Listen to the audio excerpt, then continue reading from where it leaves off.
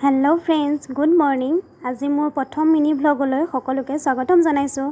আজি যিহেতু শাওণ মাহৰ সোমবাৰ, সেয়ে আমি আহিছোঁ তেজপুৰৰ মহাভৈৰৱ মন্দিৰলৈ মহাদেৱৰ আশীৰ্বাদ ল'বলৈ। মহাদেৱে যাতে সকলোৰে মংগল কৰক তাৰে কামনা কৰিছোঁ। এয়া দেখিছেনে, মন্দিৰৰ বাহিৰত অসংখ্য ভক্তৰ সমাৱেশ ঘটিছে। এনেকুৱা পৰিৱেশত বাৰু আপোনালোকৰ আহি কেনেকুৱা লাগে? মোৰ কিন্তু বহুত বেছি ভাল লাগে।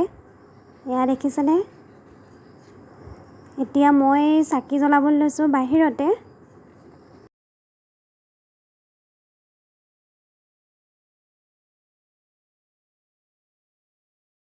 ধূপ চাকি জ্বলাই এতিয়া আমি আহিছোঁ শিৱলিংগত জল অৰ্পণ কৰিবলৈ।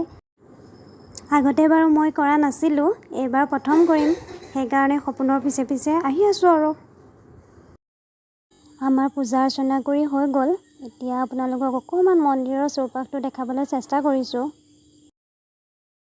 এতিয়া আমাৰ ইয়াৰ পৰা যাবৰ হৈ গ'ল, যিহেতু আমি ৰাতিপুৱাই আহিছিলোঁ আৰু অকণমান ভোকো লাগিছে, সেইকাৰণে ভাবিলোঁ ইয়াৰ পৰা পটাপট ওলাই যাওঁ আৰু।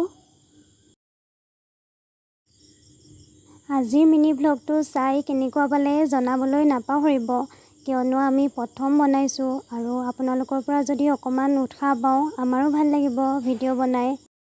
লগতে মোৰ চেনেলটো ছাবস্ক্ৰাইব কৰি দিব আৰু বেল আইকনটো দবাই দিব। আজিৰ মিনি ব্লগটো ইয়াতে সমাপ্ত কৰিছোঁ। ধন্যবাদ।